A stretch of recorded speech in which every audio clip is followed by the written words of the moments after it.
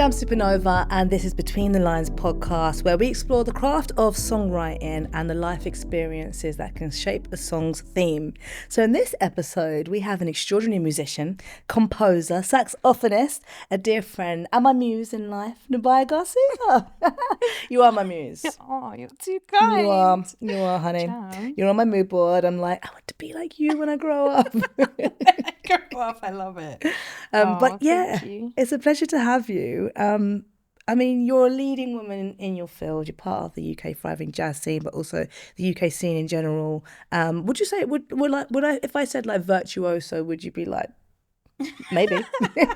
I'd probably be like no, but that's because there's just such a like breadth of musicians. It's not me putting myself down. It's just recognizing that like I'm only 33. I feel like I have so much more to learn and give and kind of get under my skill set, that I'm proud of where I am now and how far I've come. But I feel like virtuoso is I don't know, kind of difficult to attach to myself. Yeah, I wonder if anyone does say, yeah, man. Hopefully at the end, God, in a long time, you'd be like, at the end, you'd be like, I was a virtuoso. I still think they'd be like, no, I've got more to learn. What's that quote? The more you know, the more you realise you don't know. That is very true. Yeah. That is very true. I mean, you've done a lot in a short space of time, but it hasn't been an overnight journey in itself as well. So we've had 2 albums, and your second album, Odyssey, is one of the songs, the last song on the album is what we're going to dissect. And some people are going to be thinking, Jamz, Nubya's great composer. This is a podcast about songwriting. I know. Thank you for having me. No. It's like, damn. There's a reason, right? Yeah. What is it about the last track on this album, Triumphance, that has kind of led to us being able to sit here? Well, I guess it's like kind of a funny story. This is like quite one of the older tunes, let's say, that we were playing like long before it got recorded. I wasn't even going to put this on the album. This was going to be like one of those tracks that you're like, where is it? Where is the dub? And you can't find it online. There was something that kind of held that magic to me. You only see it if you see you live. Yeah, exactly. Yeah. And I kind of we had time in the studio, and a couple of people were like, oh God, you're not going to record it. Why are you going to record it? And everyone had been asking for it for ages. And I was just like, let's just run through it. Let's just play it. And this is just the composition side. This is just the composition. I think we'd played it once and we'd had singers and I'd written the chorus. And that kind of just was like, kind of came to me. There's literally nothing more to it other than I was thinking about what the melody was trying to tell me and what the overall kind of feeling throughout this whole music was calling for. And that's what came out, that's the story that I wanted to tell that day. And the chorus, raise up your hands. Yeah. Which is the kind of melody, it's almost like an A-B, isn't it? It's a call and response, it's you hear it on the saxophone and then the vocals come in and it's like, it just takes it to another level. It does. That, in a way that I think, yes, instruments can do, but like vocals as an instrument a different way with lyrics on top, it's like, yo, I can't handle it. That's what I want. That's what I wanted it to feel like. Can I read it for a second? Yeah. Raise up your hands, uplift your soul, and in triumphance together, all as one. Yeah. And that just came. Yeah, honestly, like I would love to say that I'm a like masterful poet or something, but it's, what do you want to say is at the center of everything. I wanted this, triumphance isn't a word, triumphant is the word, or triumphantly. Like triumphants. You made it up. I think so. I mean, quote me if I'm wrong, but I love that, because this is a word. You like, congratulations on your triumphance. Like I would say, I would totally say it. I don't think it is, because I make up words. I often make up words. I don't know, but like when I'm typing it in, it's always coming up as like triumphantly, and it's like no triumphant.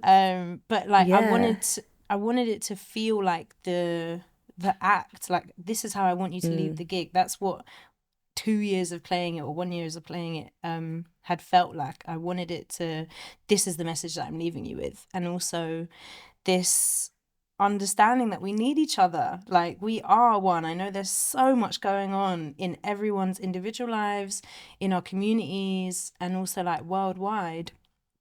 Like we need things to make us remember, and I think art is one of those things, and music is one of those things to remind you that like we are one peoples, you know, before you start dissecting and, you know, you're over here and you're over there and that's what separates you and whatever. We need to gather, you know, like we need to come together and realize like you can have your differences, but you can always like be together. Yeah. And agree to disagree or agree to agree or whatever it is. Yeah. But that's the message that I was trying to embody, you know. And that's in that initial kind of, I guess is the version of it. So the live version, let's leave people with the sentiment. And then the words came. And then, you know, it built really, really slowly. And like, I want music to uplift people, and this is, I think, one of my most uplifting tunes. Yeah. That's what it feels like anyway. Definitely. To me. And then the idea of you know, because what also makes it different is, okay, you write the song for someone to sing it on, you write the lyrics for someone to sing it on stage. It's not the first time you've worked with singers. Yeah. But the moment that you decide, or I don't know what the moment was that you decided, actually, I want to write some words for myself to vocal on my tune.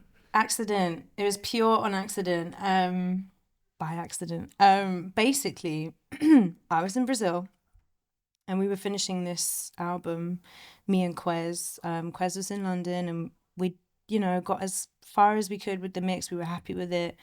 And I was like, this was the time that I was reaching out to features. And I reached out to someone and you know, didn't hear back, and I was like, okay, cool. I mean, it's okay. Distant, you air minor Bahia. Do you know what? But like, I think it's important. Like people do this all the time. Of course, like, you have to share it. Yeah, like it's never. I choose to believe it's not personal. Definitely, you know, they either miss it or it's not the right time, or they just don't hear themselves on it, and I think it's fine. And I'd kind of got this idea in my head. I want this person on it. I think they could toast really well, and that's the kind of space that I wanted to inhabit. We'd already laid down the vocals, had already got that kind of beautiful BV link up, and then Quez was like, you should write something, and I was like, nah, like I don't think so, this person would be better, maybe we can find someone else, la la. And then the deadline was looming, and I just didn't have time to find someone else and like really choose them for this, like just really get into their way. Exactly. I felt like I was like just trying to find someone for the sake of it, which is not really the way that I like to make music. And so I just sat down and kind of treated it like a journal entry. And I think it's important to say that because this is after all of the music. This is after every thing that I could put into the record has been put into. So it kind of ended up being, I guess, a message to tie the whole thing together. Yeah. Yes, it's like about Triumphance. It's about this one tune. But I think as a spoken word piece, it ended up just cementing it all together. Everything that didn't have lyrics, but it was about a kind of sentiment of empowerment, self-love, like pushing yourself when it's really, you're like, what am I doing? And also this idea of we don't always have to be the same. We're in this life and time of social media where it's like, this is the status quo, this is how you are booked for this gig or get this opportunity or this is what to wear or whatever, and it becomes, we have all these options and it gets distilled into this like one thing that is meant to be. And I kind of just, I guess, let my frustrations out in that way. You know, the things that make you different are the most important things. And like comparison is whatever it is, but it is also the thief of joy. I love that quote. I think hearing that quote completely gave me the articulation for how I can sometimes be feeling good one minute and then be feeling shit the next, you know, and it is that. I want to jump into the first part. So your journey is yours, full of many twists and turns. You'll meet those along the way who will come to know the different parts of your soul. So in that moment when you think, when you sat down, Quez is like, it's going to have to be you. You know, it has to be you. It has to be you. I was like, why? Yeah. I was like, I'll try. I'll try. You know, you sit down and you start writing, and it's this diary journal entry. Do you journal often? Are you a journaler? I wish I could say yes. I'm like when I have the book and the pen laid out in the morning and I see it. Yeah. Maybe 40% of the time. Yeah. I might do it. That's pretty good going though. I might be like a 60%. Like it depends. Like Monday to Wednesday, I'll journal. I love it. Thursday, Friday, it gets a bit patchy. Weekends, I take myself out of it. But it's everyone has a different process, isn't it? So maybe some people is more mentally, it might be like downloading the day. It could be making this before they go to bed. But I like this idea of it being a diary entry. It feels like it. It definitely it came out that way. Like the way that you write or the way that sometimes I'll journal in my notes if I don't have my notebook. It felt like that. It didn't really, it wasn't really edited. It was just like a big word dump. Yeah. And I honestly think it just needed to come out because it read, when I went back over it, I was like, oh, I got pen game. this is a vibe. You know, and then it puts a whole different life into it when you start speaking it. So like writing it, it's just, you know, I don't want to say just words on a page because I don't mean to diminish it, but you have a whole other experience of it when you start speaking it. Yeah. And that beginning bit it kind of surprised me. It surprised me. I've always thought like, oh, I could never be a lyricist. Like my happy place is in musical notes. It's not in words and stories like that. But I think when you remove your expectations of yourself and your doubts, or you do the best at removing them and just be like, I'm going to put it down and then we can edit it later or remove it or no one has to see this, then you really get to a whole other level of yourself. That's hard to do, isn't it? So to quieten that voice, like to be like, just keep on going, you know, just try. Yeah. You know, especially as you get older, kids don't really have that. So much, I don't think. Then maybe as the world starts to have an effect on them, but that initial thing, they wouldn't be like, I'm not going to try, or I'm not going to just do it. But like we have this big inner critic that's like, well, that's not going to work. Why are you doing that for? That's shit. That's fucking shit. Shut up. You know? The thing that I know so many amazing lyricists that I could just ask them to write something. I know so many amazing poets. I could just ask them to write something, but it had to be you. Well, I mean, I'm glad that it was you. I'm glad that it was, and I'm glad that I gave myself a chance to, and I'm really glad that Quez suggested it. Yeah, but did you do anything to quieten the voice? Did you have to put yourself in a place, a space, an environment? I think when I wrote it, I was like the happiest I've been for so long. I was in Brazil. I'd already been there for like maybe a month. So all of the like London stuff had left. The whole like, you don't realize you're on a treadmill and you're running, and I'm happy to put the work in. But if I get equal or like nearly equal amounts of rest and like good quality rest, it doesn't mean like I want to go and sit on the beach. It means I actually want to be calm. You know, there's like, you can still be spiraling at the beach if you're not careful. Do you know what I mean? But I think there's really something about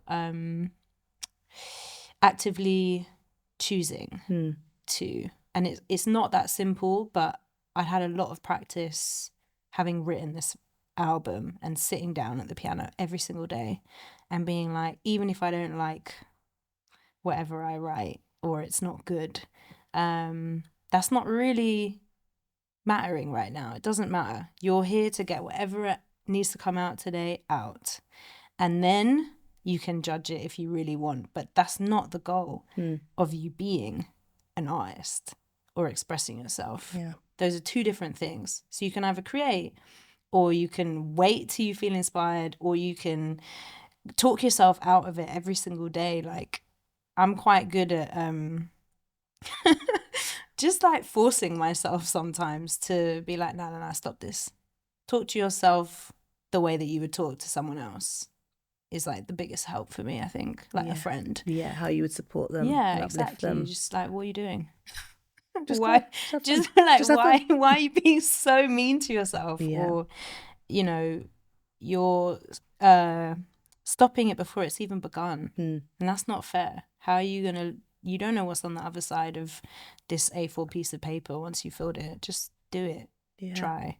That's so beautiful to hear, because I feel that sometimes there can be that inner turmoil, and I'm always trying to get to that place of really trying, you know, and not worrying about the expectation of what's next. And you said that you've been in Brazil for a month, so you shedded that kind of the grind of the UK and I guess just the life of being an artist in that way.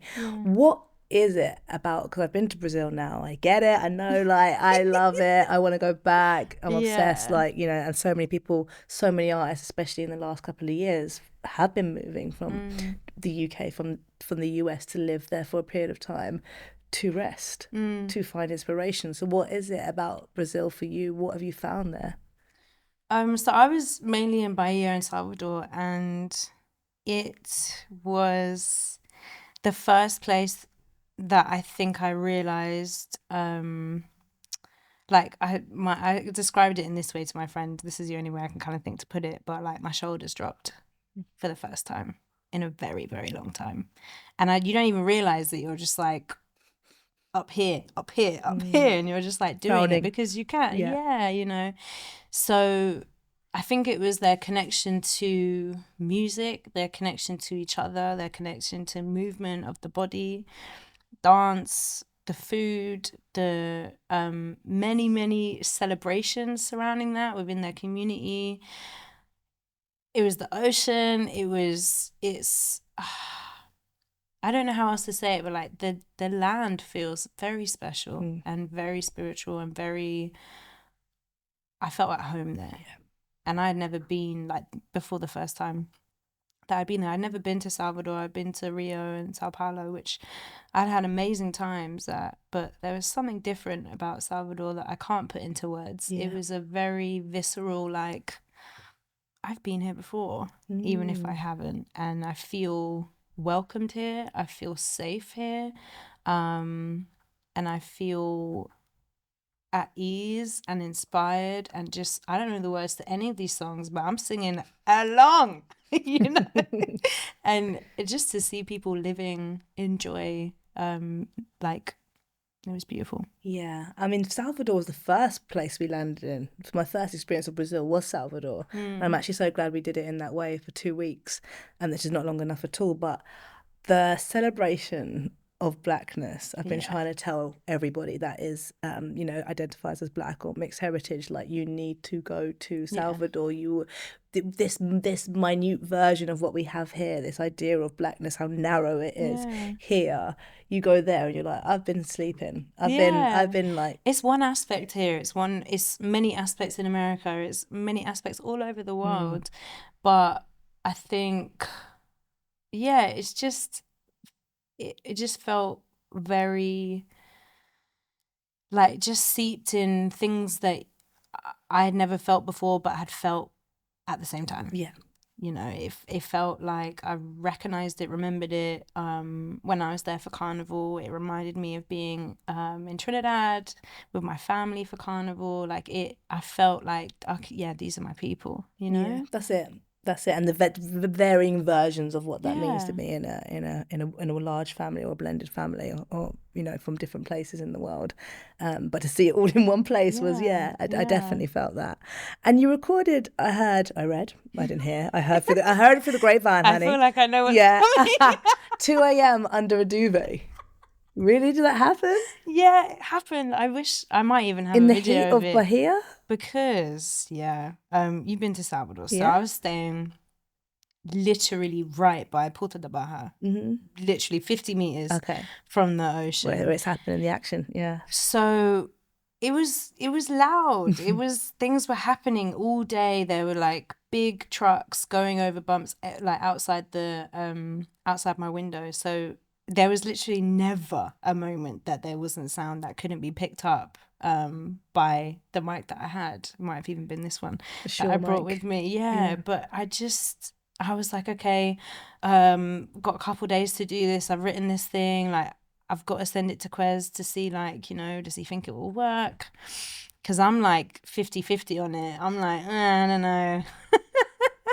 And then that was the only time I could do it. And obviously, if you know about like recording, if you ain't got a booth, the best thing you've got is like a towel or a duvet or a cupboard. And like I had to do it in bits and let the air in because it was so hot. It was so hot underneath. See you under there like sweating. Yeah, like I was though, like in a big way. And I was like, okay, I have to do it again and like really think about my pacing. And I'd never done anything like that before, so it was really like just finding my way in the literal dark. In the dark, and I'm okay with it. Like it felt like, you know what?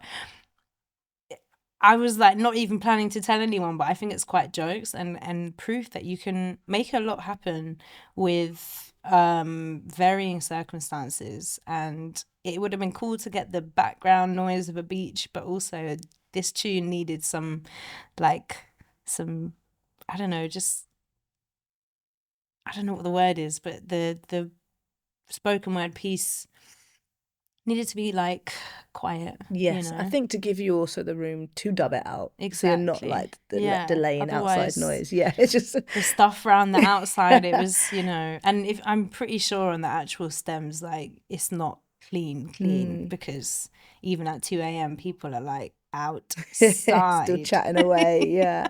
So many energies in the same body. As you grow, dream, love, live, we experience so many things in this odyssey we call life.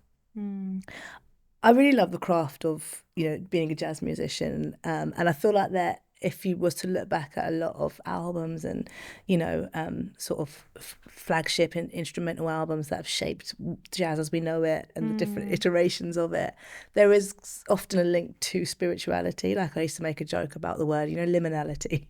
Like I've only ever heard that in a jazz sense. I love that. I was like, what the fuck is liminality? It's my only favorite jazz word. speak. You know?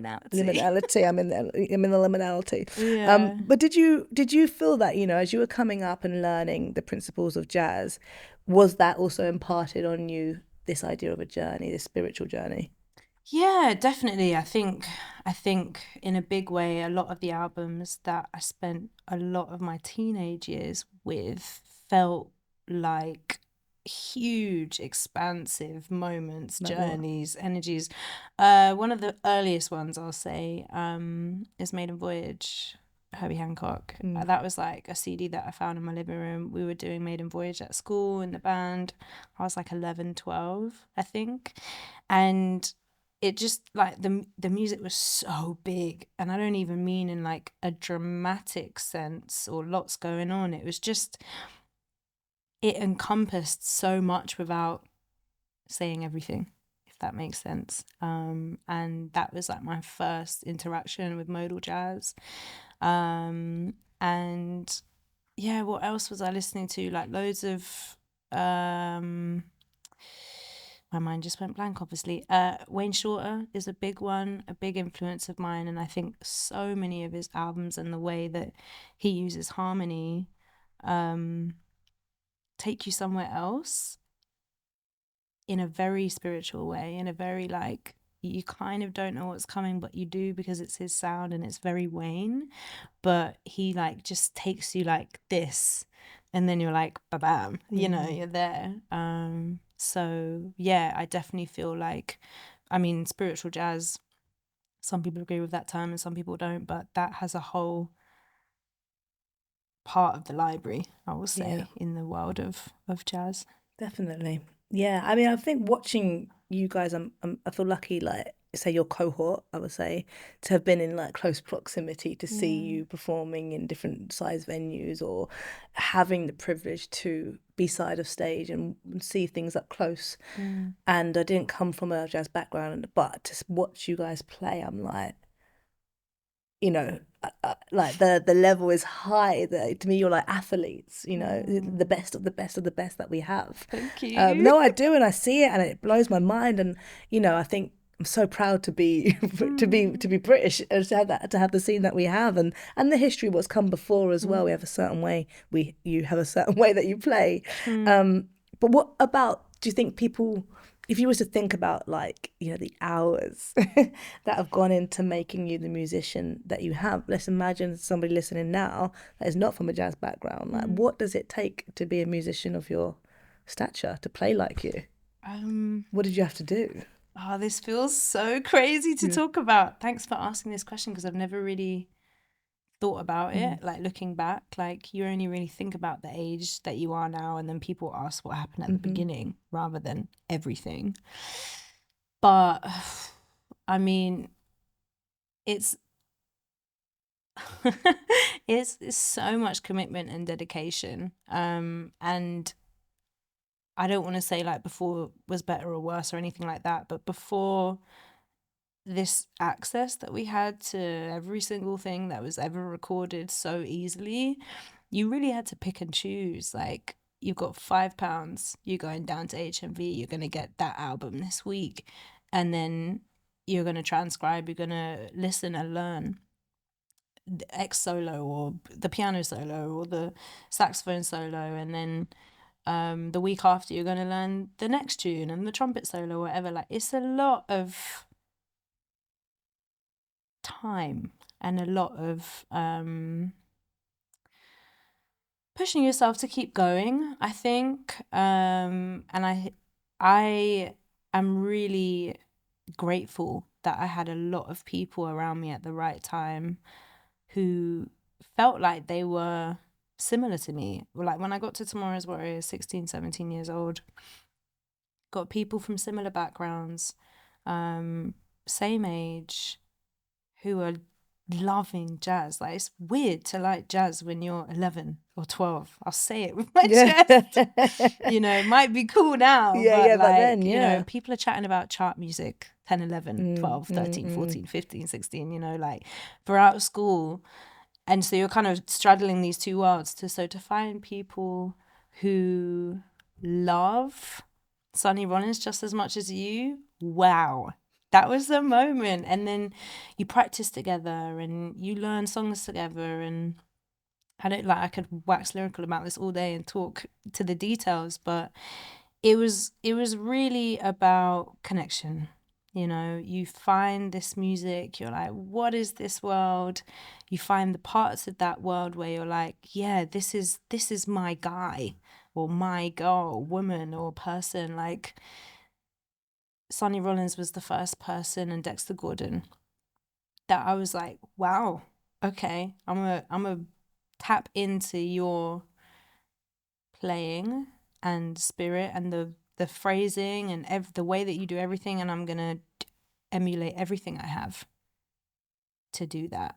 And then it moved to someone else, and then it moved to someone else, and then I'm like, oh, I'm kind of interested in this person's comping. Like, I want to, you know, the way that they play behind piano, guitar, or vibes, like the way they're playing behind the frontline instruments, like, and then you just dissect everything, and then when you're on stage, you forget it all. You know, that's the goal, or my goal anyway. I don't really want to be analyzing when I'm on stage. That's where I go to be like musically free. And I think, yeah, I mean, to answer your question, it's a hell of a lot of time and a hell of a lot of focus and a lot of dedication. But I think that you could say that about athletes. You could say that about anything that you are truly like want to excel at. That whole thing about 10,000 hours. When I was 17, I was practicing 8 hours a day. Who is doing that at 17? Like, it's an obsession. But like, you have to. It's. I've heard people describe it as you have to get obsessed. Yeah. That is what separates you from good and better, you know, and it's not going to happen overnight. And you can never expect any changes to happen overnight. Like, I'm still practicing, I'm still improving. I don't have time to do 8 hours a day. I wish I did. Yeah. Because that was an incredible moment in time of like, all I want to do is get better, and this is how I'm going to do it. And you're having lessons, and then you go to uni, and you're at jam sessions, you're building your own kind of worlds, and it's a journey, you know. I'm still very much on it, and very much like feeling fulfilled to be on this journey. I think, not to like take it left, but when there's quite a lot of musicians who drop off, you know, because of money, because of not being able to have the time. The time, responsibility. You've got this age-old argument between should you have a day job or should you not, or is music your day job or whatever, and it's like no one can tell you what's right for you. McCoy Tyner, one of the greatest piano players in the history of playing piano, especially for this music and otherwise, he was a cab driver for a long time. Wow. You got responsibilities, and that's a whole different time where they're getting paid pittance to do 4 sets a night at jazz clubs in New York. Like, it's a whole different time. This is, no one can tell you the way to do it that is going to work for you. You just have to kind of figure it out. And I'm glad that I have people alongside me that are as focused and as dedicated as I want to be. Yeah. I just loved hearing all of that. I think, you know, that was a whole speech. No, it was. I think, and it can be related to so many things, but I think it is important that like you didn't wake up and was like, da, da, da, da. You know, it didn't happen like that. Not at all. And what about then? Because I think I have like an idealistic view, and I remember chatting. I was not a virtuoso. You weren't born. She didn't come out with playing the sax. Just took to it like a duck to water. I wish, man. I wish. But it's important to know, because not, you know, if we don't always do the things that we are naturally good at. You found something that you want to be good at. There's a difference. I was joking around with Moses once, and I was saying everyone in jazz is so nice, and we were sort of speaking about egos, and I was like, no, and he was like, you'd be surprised, you know. But I wonder then, if everyone's the best, and they've got, you know, you're talking good, then you've got better, so you get into a room where everyone's like pretty high. How for you have egos worked? How for you do you have to be competitive? Is it not competitive? Like, because in my head everyone's like, kumbaya, let's all get there together. It is definitely not kumbaya in some rooms, but I think I'm not really, I don't feel like a competitive musical person. I'm like, I used to be very athletic at school, hella competitive, but on like a very down low. I'm like, we're all at the blocks, 100 meters. Yeah, nice. Everyone's cool. I'm going to win. You're smiling, but behind the smile I'm going to win. And like, that is, you know, the shit that takes you over. But come back to music, like, I don't think you can kind of have that attitude because music is a group sport, for fuck's sake. Sorry to swear. No, swear. But like, this idea that you can make it on your own is, I don't want to say new, but I guess with some areas of music you can do everything by yourself. But what I love about music is being in the room with people, lots of people, and feeding off of them feeding on me, feeding off of me, and like reacting to each other, you know, that like we're sharing,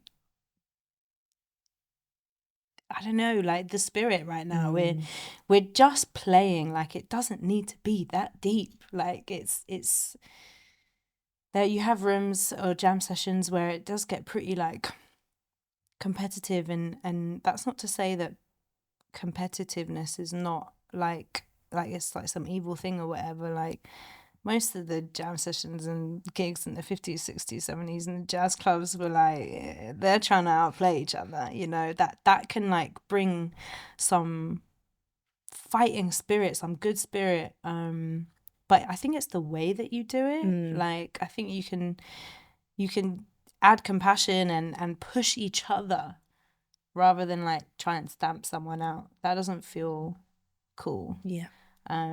So the intention behind the man, it's like, I don't know, like it's music. Yeah, yeah. That's like, we always need to come back to that. Like, what are you trying to do here?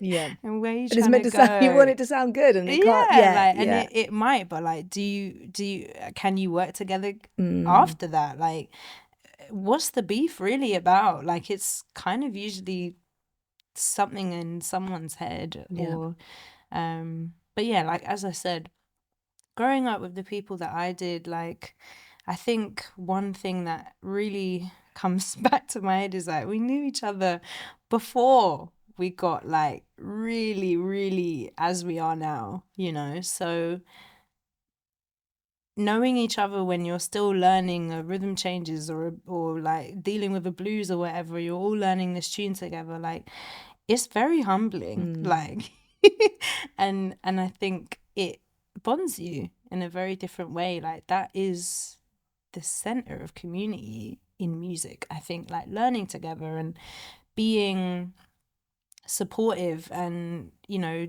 tapping into like lots of different bands and people's own ways of running their bands. Like, I think you just gotta like each other, I think, and respect Yeah, each yeah. other. Like, Yeah. I think it I don't know if I do know I wouldn't enjoy making music with someone that I didn't like or respect. It would feel quite hollow to me, and that's not why I'm doing what I'm doing the way that I'm doing it.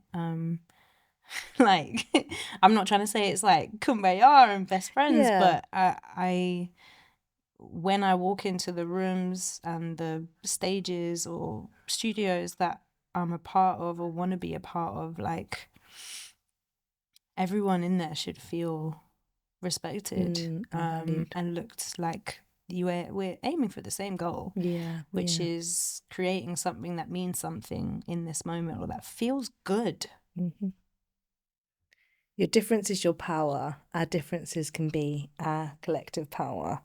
And that kind of comes up, you know, again throughout the song. And I guess if, you know, it even ties to like the competitive nature, but you can be competitive, but if you know your difference and you know what your power is, then you I don't know, I think the competitive doesn't turn into, the energy doesn't turn negative. Yeah. Because you can be competitive. You're like, yeah, Yeah. you got me on that Yeah. one. But there's nothing, you know. But you all have different skills. Like, I really believe that. And it's interesting, like, coming back from tour and kind of reflecting on however many times I've now performed these lyrics, because that's a whole other part. Performing them once you've done them, and kind of like when you're not Reliving used to it. That's a new thing for me, you know. So it's so incredible to see, especially when you have one like lyrical tune, or like spoken word piece in the whole set, seeing which bits are resonating to who in the crowd. That's the really big one, you know. Your difference is your power. That's the one that you feel that people, your difference is your power. Yeah, because our differences can be our collective power. Like, that really just like switches things, and they're like, it's like, I can just see it sits in a different place. And I'm grateful to have written it and seen for the first time, like, very tangibly how this can make a difference and who needed to hear that today. You know, going to speak to people afterwards at the lunch table or whatever, and them saying that, like, I needed to hear that line, your journey. Can you write your journey is yours on the record? That's wild to me. I'm like, these are my words, and they meant something to you in a very different way that I'm used to, which is like notes and melodies and kind of energies like that. But I do think we need to remind ourselves we are not all meant to look the same, walk the same, talk the same, or write the same goddamn music. Like, this obsession with making everything, I mean, I said it before, so I'm repeating myself. But it's like, true, homogenized. Yeah, you don't want that. Even though people think marketing would suggest that. But, like, you don't want that. And I don't think actually, I'm not even going to say that. That was the whole other tangent. Like, I feel like we need it. We need to understand that you are unique, and that is something to be celebrated. what would you say? And I felt, before I even go there, I felt like I needed to hear that, because I feel like, being in the DJ world, thinking about how you play, thinking about what everyone else is doing. Similarly, when you sat down to write, what is everybody, that idea that you do this, then you do that, then you do this. There's only one path. If you want to be big, you got to do this. If you, this is what's in right now. You have to constantly fight against the now to who you actually are. What do you want to do? What is your individual power? And it's something that I know. I feel like on radio, like I know it. I actually know what my power is. My power is when I'm mostly myself, and I'm most my authentic self, and I haven't thought about a joke, thought about a track. I just done it because I wanted to do it. That's the best radio that I make. But with DJing, there's the inner voice, the louder voice, louder critic, which can kind of sway me off. So I needed to hear this song, and I'm glad I spent a week listening to it. What would you say what's your superpower, like when you think about damn good question. Yeah. I think one of my superpowers is that center place when I'm playing, and there are no second guessing or overthinking, or I am so, what needs to come out is coming out. I feel so connected. I don't know how to describe it, but I feel confident and special in my ability to give to the music and be sounds so woo woo, but be a vessel. I feel, and you've caught me at the right time. I've just done this tour, and those moments are the moments where I'm nothing else exists. And I think it's not a unique superpower, but I feel like it's one of mine, and one of the things that people connect to when they come and see me. It's that raw spirit. Yeah, you were the last gig that I saw before I had a baby. I played. Really? Yeah, we played. At Brixton. That was the last one before you. Yeah, Brixton Electric. I DJ'd, and then they gave me a little chair. And I was 8.5 months pregnant. Last gig. 8.5. Yeah. Yeah. I mean, what a great last gig for baby to hear. But but you do access that on stage. You can see it. It is raw. You're in it. You go somewhere. And flow state is something that's kind of come up a lot with the sort of speaking about this album. You spoke about the daily practice of sitting there and allowing what comes to come and not judging it. But I just wondered, is there ways that you can get into the flow state? Is there tips and tricks? Because I'm trying to find it sometimes, Yeah. Because the world's so distracting. It is so distracting. The other day I paused my email. You can pause your email. No, tell me how immediately. Oh my God, Gmail. I paused it because I wanted to. Yeah. Everyone in the studio is listen guys, new life hack. Obsessed. Pause your email. Yeah. So you in Gmail, you can just, if you've got this boomerang thing, you can just pause it. Just press pause. And it suspends all the emails. I don't know where, in the ether. Oh, I love it. Because I've got to go in there sometimes to get stuff out, but I don't want to see new stuff. Yeah. And so for the whole day, I paused it. This is fantastic. I might have to do that. Yeah. Immediately pause for life. Sorry, guys. Well, just, when you're just I need a day. Yeah. Or to do with the flow state, one of the things that I was doing when writing this album was 10 till 4 or 5 or whatever time I had that day free, I would be in the studio and I would sit and, you might potter about, listen to a record for inspiration, but I was actually trying to get out of needing to be inspired to write something, actually just, that's a constant, rather than, I can't write today because not feeling it. Not to say that you should force yourself, but I can go into complete the other way, and it's just when it's not coming, so I'm not going to try. Whereas what I learned writing this record is you have no idea what's going to come. It was showing up every day. That's I think the easiest way that I can put it. That felt different to the ways that I'd written before, which had always been in quite a panicked, oh my God, I'm back from tour, I've got 2 days, I've got to write something, or I should write something, rather than getting into the practice of writing and composing. I practice my saxophone. Why wouldn't I practice composing? You know, it's, you need to practice and learn to get better at something. That's just a fact. So, and back to the beginning almost, because sometimes we forget, sometimes we think, you You're know, not going to as be adults, amazing. yeah, we're beyond practice, and it's like, Yeah. no, that's not actually true, or we haven't got time, or you know, Yeah. the idea of time It's again. making time, you know. And quiet in those distractions for you. Would you have Yeah. your phone in the studio? No phone. No phones. And I learned that the hard way. I am the most easily distracted person. I have far too many apps on my phone. I'm far too like, oh my God, let me just see what this is about.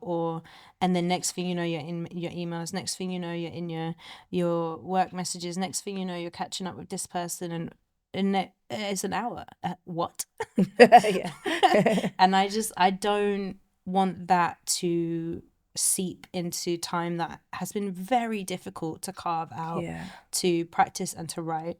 And like, and that probably sounds weird, but like running a band and being a musician and being an artist and working with a team, like that takes a lot of organization on everyone's parts. So you think you'll have more time, but other things are just popping up, and then there's also just life. So treating it like other people would treat their 9 to 5 hours is something that really helped me carve out routine in a very unroutine lifestyle. Yeah. I needed to hear that, because I feel like I'm carving out the time, but I've still got the distractions. Yeah, and everything. What are those distractions to you? Like some things, you know, you can't, like if someone needs to contact you, you need your phone. But what if your phone is on loud, or I don't know, personal, and you've allocated who's allowed to reach you and not, and putting it on the other side of the room? It's I don't know, making sure if you're going to walk into the studio, you've got your water with you and you've got your cup of tea. And then it's like, okay, I'm gonna take a break when it's lunchtime, and we're just gonna be in the studio, you know. Oh, this isn't really working, let me start something else. Or, oh, I really like this tune, what did I like about it?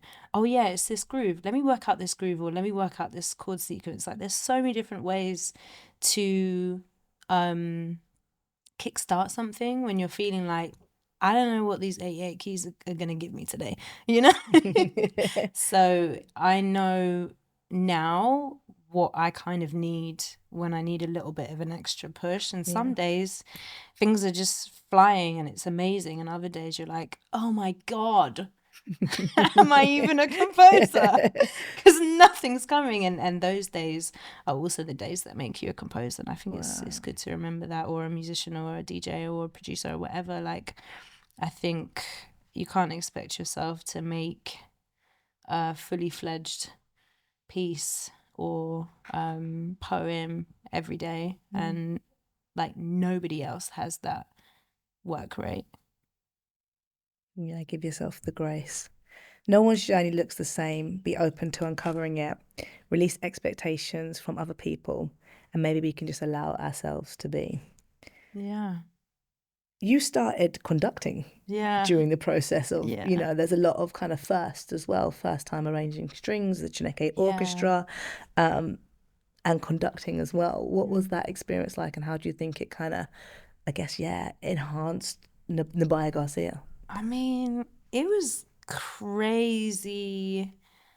I was nervous in a way that I hadn't been in a long time. Like, there's nerves getting on stage because you want to do a great gig. There's nerves in the studio because you've like paid how much money to be here, and you're like, I hope we get the take. There's so many different nerves in different ways, but that was brand new. And also kind of a bit worse because I know what it means to be conducted, and I've seen conductors since I was the age of 4, you know, like I've been in orchestras, I've been in big bands, so I was like, yeah, sure, I'll do it, fine.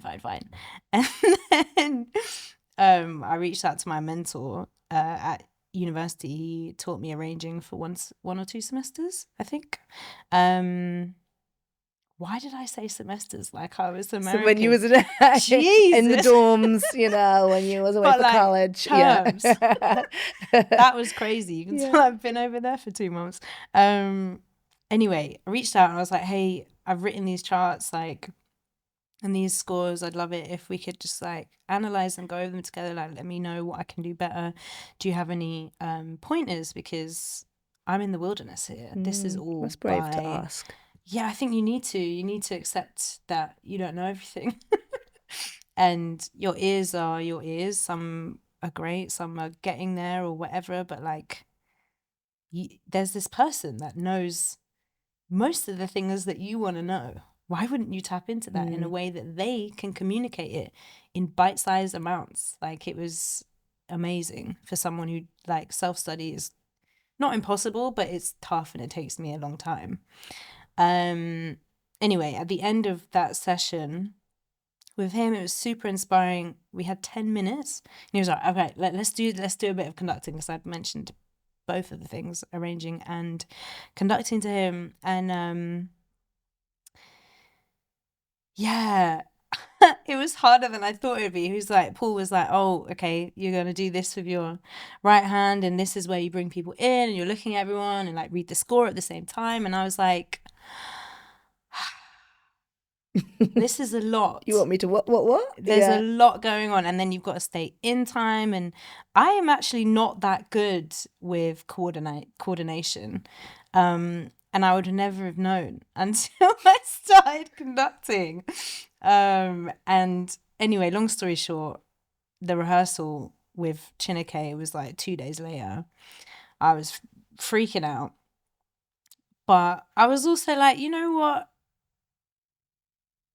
Ain't no one else coming to save you. I'm going to see you in the mirror like, it's you. It has to be you. Yeah. So get your shit together and let's go. Yeah. You know, get to the room. Everyone's there. They're so professional. I'm like, then this is what is madder than mad.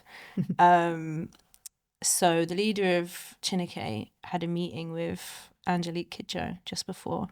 And then Angelique was like, oh, I'll just hang out. I'll just stay. I've never met her before. Big fan, obviously. Yeah. So she pulls up a chair at the back with her colleague that she's with. And so I've got Angelique sitting at the back of the room. I've got Chineke right in front of me. And then it's go time. And I'm like, this couldn't be harder. Like, this couldn't be any harder, because it's not just us. Like, anyway, it was great. It was a great first rehearsal. It felt crazy. Like, you just kind of have to put your best foot forward and go for it. Could I have got someone else to arrange this? Yeah. Could I have got another conductor? Yeah. Did I have money for it? No. Yeah. But it's even with the, with the song Triumphance, could you, like you said, could you have got somebody to write it for you? Could you have got somebody to vocal it for you? Yeah. You could have done all these things, but there's something about what was required for this record. It took me somewhere else, man. Yeah. It pushed me more than I ever thought. And that's possible. What's needed for elevation, for artistry. Yeah, literally. You are, like we said, you're an athlete. You're not going to stop training or suddenly be like, I ran a couple 100 meters in the fast time. Let me just chill here. You're constantly trying to improve. And I think, the back to the lyrics, like, it really somehow, by some stroke of luck, it really sums up how I feel now, how I've been feeling, and also what I want to share in the way that, like, we have so much placed on us. We have so many expectations, whether that be from your inner circle, people who don't know you, society, like, whatever it may be. And not to take it there, but like, a lot of people kind of assume that I don't write for strings or don't arrange, or especially like for the last record, like a lot of people are like, oh, so yeah, did you write the music, or like, how did you write the music? And it's like, like, I can compose. Like, why did you already assume that I can't? And this record was really about just like putting that to the side and being like, that's nothing to do with me. I'm still gonna show up. I'm still gonna make it happen. Like, some days are going to be harder than others, but I don't deserve to have anybody else's expectations that aren't walking in my life on me. Preach. Yeah, it's powerful. Your journey is yours. See yourself, realize and respect your worth. Like I'm gonna print this on my mirror, the lyrics, and come back to them. Yeah. I think it's what we deeply need to hear, and specifically as a Black woman, that's what I need to hear on the regular. Yeah. I will forget, and I wrote these bloody lyrics, your words, but we deserve to be seen. You deserve to see how fucking well you're doing and how much you're putting in, even on the days where you feel like you're not.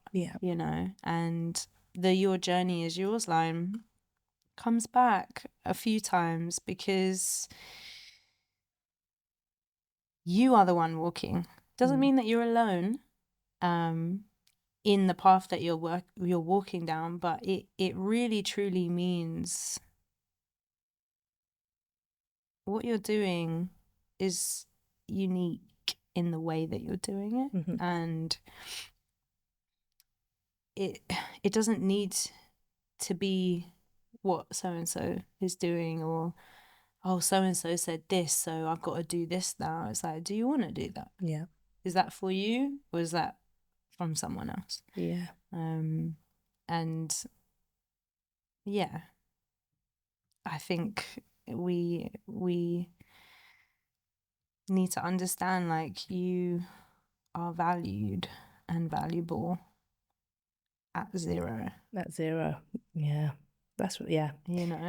Before you do anything, you're this validation world, it's quite harmful. It's like, if you can't love me at my worst, don't love me at my best, something like that. But the version for yourself. Yeah, exactly. Yeah. Yeah, so let me love myself at zero. Let me appreciate myself at zero. And then you can really fly. And then you can build from there. Exactly.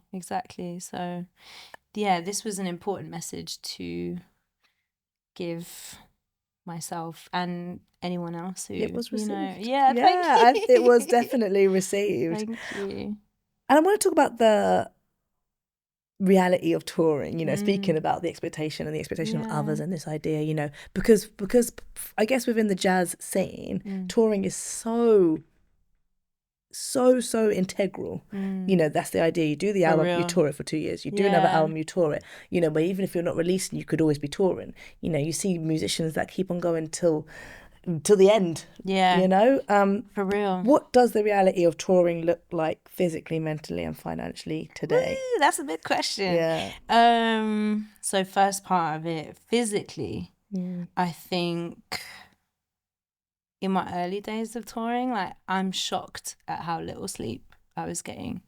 And that's due to very practical things of the gig finishes very late, and then you're on the cheapest flight to the next place or home because there is no money for another option. So you're kind of sometimes lobby calls at 4 a.m, 5 a.m, 6 a.m. if you're lucky. And yeah, there was a couple years, 2017, 18 and 19, that we were gigging hard. We were outside.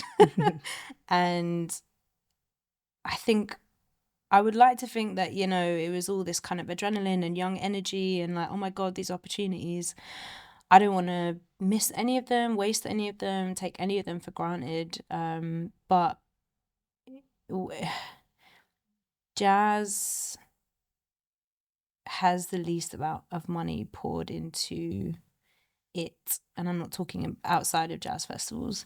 So when you're doing a headline tour or a club tour, to keep the tickets low, and it's a whole whirlwind of funding, lack of funding, whatever it is. So you're doing a shoestring situation basically. So physically, that has some deep ramifications in sleep. And I read this book a few years ago called Why We Sleep. I will never stop banging on about it. And if anyone has any more recommendations about sleep books, let me know, because that changed my view on, like, I used to be one of those, like, oh, I don't need much sleep. I sleep when I'm can, dead. He's like, well, you will die. Like, whatever. You don't catch up. You don't catch up on sleep, and it affects you in a big way. And like, sleep deprivation is real. I had it deep. I was like, you get forgetful, like you're just existing in a little bubble of like, wait, where am I today? Which country are we even in? And I wouldn't take it back because I learned so much by doing that way of touring, but it's not healthy. Let's put it that way. We wouldn't do it again. I don't think I could do it again. Not now. Like 27 was very different. 21 was very different. And if someone was sitting across from me and saying like, oh, you know, like it's unhealthy, I'd be like, fuck it. Like, you know, I'm doing it. I'm living it. I'm fine. And then it's, you know, it builds and it catches up with you, I think is the best way of putting it. So physically, you really have to look after yourself. I'm happy to say I don't usually do first flights out anymore, thank goodness, unless like there's no avoidable thing. But even then, that changes the finances. Like there are more expensive flights. So it's almost like you have to choose between well-being and being able to afford a meal. Like it's not that deep, but like it just it can be when you start out touring. It's like, okay, rent's paid, whatever else is paid, food, blah blah blah, but like we've got these two choices of flights. It's either 4 a.m. or 9 a.m. and the difference is for a whole band £2,000.